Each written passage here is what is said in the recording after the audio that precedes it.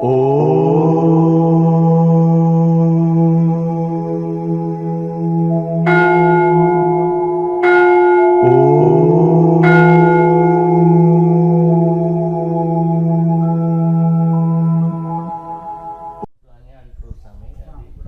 ఓంకారాన్ని జపిస్తారు కదా అంటారు. అయితే ఇప్పుడు ఈ మంత్రము మనకు గురుగారు చెప్పింది జపించుకుంటూ పోతే లాస్ట్కు అదే ఓంకారమే మిగులుతుంది అన్నట్టు కూడా మేము విన్నాము. అది ఎంతవరకు కరెక్ట్ అని మీ ద్వారా తెలుసుకున్నాము. అయితే చాలా మటుకు ఏమంటారంటే తారణ చేస్తే తరింపజేసేదే తారకం. తారణ అంటే మనం జపం చేస్తే తరింపజేసేదే తారకం అంటారు. కొంతమంది తారకం అంటేనేమో రాముడి మంత్రాన్ని తారకం అంటారు. ఇంకా కొంతమంది ఈ ఉపనిషత్తుల్లో ఋషులు ఏం చేశారంటే ప్రణవాన్ని ఓంకారాన్ని తారకం అని చేశారు అని చెప్పారు.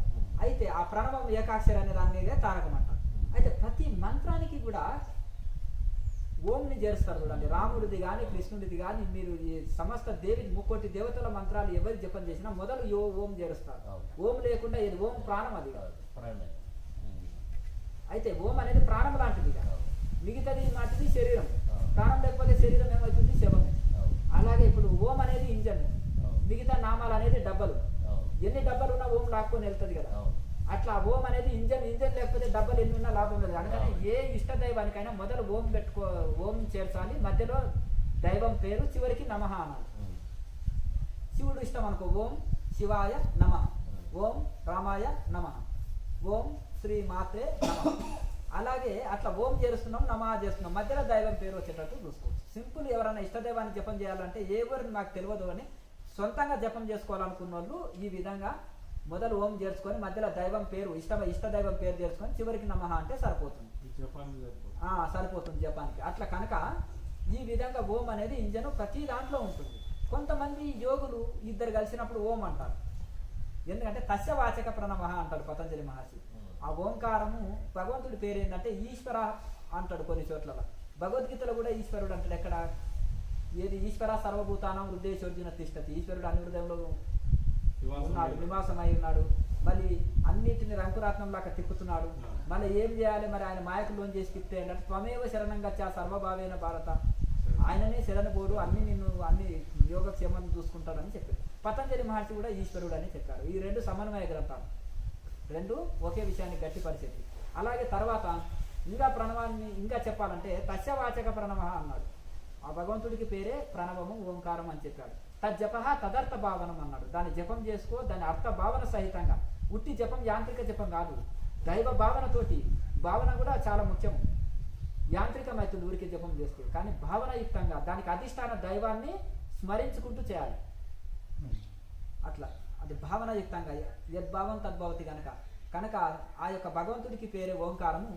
కొంతమంది ఓంని ఒకటి కూడా జపం చేసుకుంటారు, ప్రణవం. కానీ అందులో అకారం బ్రహ్మ, ఉకారం విష్ణు, మకారం మహేశ్వరుడు, త్రిమూర్తులు, త్రివేదములు, త్రిలోకములు ఉన్నాయని మనం భావనయుక్తంగా చేయాలి.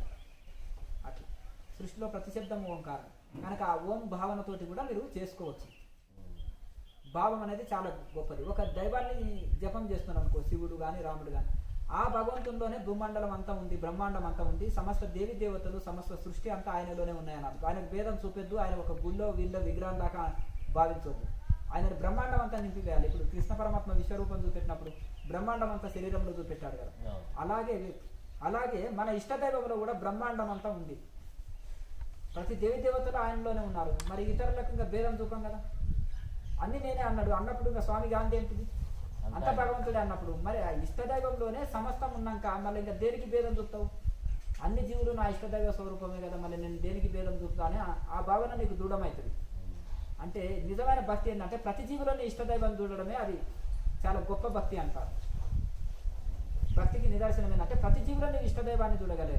ఇప్పుడు మాల వేసినప్పుడు ఎందుకు స్వామి శరణమయ్యప్ప, ఓం నమ శివాయ, అలాగే ఒక్కొక్కరు వాళ్ళ ఇష్టదైవాన్ని ఎందుకు చెప్పుకుంటారు అంటే ఇష్టదైవంలోనే ఎదుటి వ్యక్తిని చూసి నమస్కరిస్తారని.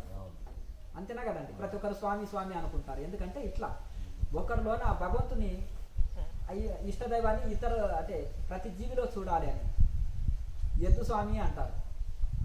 ఎద్దు స్వామి సక్కబోతలేదు అంటారు. ఎందుకంటే అది ఎద్దుని కూడా స్వామి అని సంబోధిస్తున్నాడు. ఎందుకు? తన ఇష్టదైవమైన స్వామిని అందులో చూసుకుంటున్నాడు. అట్లా ప్రతి ప్రతి ముందుకు ప్రతి వస్తువు ప్రతి ఈ కుక్కస్వామి ఎందుకో తింటలేదు అన్నం పెట్టినా అంటారు. అంటే ఆ విధంగా చెప్పడం ఈ సంబోధన చెప్తారు. అంటే ప్రతి జీవిలో నువ్వు భగవంతుని చూడాలని ఉండాలని అట్లా అభ్యాసం చేసుకుంటున్నారు. అట్లా దానికోసమే దీనికోసమే ప్రతి జీవిలో భగవంతుని చూడాలనేది ఆ భక్తి యొక్క ఉద్దేశం. అది దాన్ని ఏంటంటే ఖండ భక్తిని అఖండ భక్తిగా చేయాలి, ఖండ ప్రేమని అఖండ ప్రేమగా చేయాలి. ప్రేమ లేని వాళ్ళు ఎవరి ప్రపంచంలో భార్య పిల్లలు అంటే ఎవరికి ప్రేమ ఉండదు, ప్రతి జీవిలో అది ఉంటుంది కదా. ఆ ప్రేమని నువ్వు విశాలంగా చేయి, సంకుచిత ప్రేమని విశాలంగా చేయి, విశ్వ ప్రేమగా చేయి, యూనివర్సల్ లవ్గా చేయి. విశ్వ ప్రేమగా మార్చింది అనుకో నీకు బంధమే లేదు. సంకుచిత ప్రేమ చేసినాం అనుకో భార్య పిల్లల మీద ఉండేది అది మోహం అంటారు. ఆ ఫ్యామిలీ వరకు ఉండే ప్రేమ మోహం, అంతేనా? అర్థమైంది కదా. మహా టెర్రరిస్టులకు కూడా భార్య పిల్లల మీద ప్రేమ ఉంటుంది, కఠోర వ్యక్తిగా అనుకుంటారు కదా. అటువంటి కఠోరమైన మనసులో కూడా భార్య పిల్లల మీద ప్రేమ ఉంటుంది. దాన్ని ఏమంటారు? వ్యామోహం అంటారు. భార్య మీద పిల్లల మీద ఉండే ప్రేమని మోహం అంటారు. దాన్ని ఇంకా విశాలం చేస్తూ చేస్తూ విశ్వ ప్రేమగా చేసినాం అనుకోండి, అన్ని జీవుల మీద అదే ప్రేమ చూపుతాం అనుకో నీకు బంధమే లేదు. మనకు మనిషికి బంధం ఎందుకు కలుగుతుందంటే కొన్నిటి మీద ప్రేమిస్తున్నాం, కొన్నిటిని ద్వేషిస్తున్నాం, ఇదే బంధం. నీవు ఆ ప్రేమ చూపుతూ అన్నిటిలో సమప్రేమ చూస్తామనుకో సమత్వం యోగం ఉచ్యతే. ఆ సమభావం కలగడమే యోగం. సమత్వ బుద్ధి యోగములో ఉండాలి. ఆ సమభావంలోనే ఉండడమే యోగం. అన్నిట్లలో సమానంగా చూడడమే యోగము, ఆ భేదభావంతో చూడడమే రోగం. కనుక అన్నిట్లలో భగవంతుడిని చూస్తే మనకు అన్ని సమానంగా చూస్తే మనకు ఇంకా మనకు బంధమే లేదు ఇక ప్రపంచంలో. ఆ దానికోసమే ఈ జపతపాలు, ఈ సాధనలు, ఈ విచారణలు ఇవన్నీ కూడా. ఎందుకు చూడాలి అట్లా సమానంగానంటే అంత భగవంతుని స్వరూపమే. భగవంతుడు గాంధీ గడ్డిపోసం నుంచి బ్రహ్మ పర్యంతము అంత బ్రహ్మం కాని పదార్థం లేదు. జడము చేతనము రెండు కూడా పరమాత్మ స్వరూపమే అని మనకు అందులో చెప్పడం జరిగింది. కనుక ఈ విధంగా ఇట్లా విచారణతోటి సాధనతోటి నిరంతరం చేయగా కొన్ని రోజులకు మనకు అది దృఢాభ్యాసం అయిపోతుంది. ఏదైనా పని నేర్చుకోవాలంటే రోజు అభ్యాసం చేస్తేనే కదా వస్తుంది. ఇది కూడా రోజు సాధన చేయగా ఆ దృఢాభ్యాసంలో అది స్వయం అనుభవం పొందుతాం. ఇంకేమన్నా ఉన్నాయా సందేహం? మనము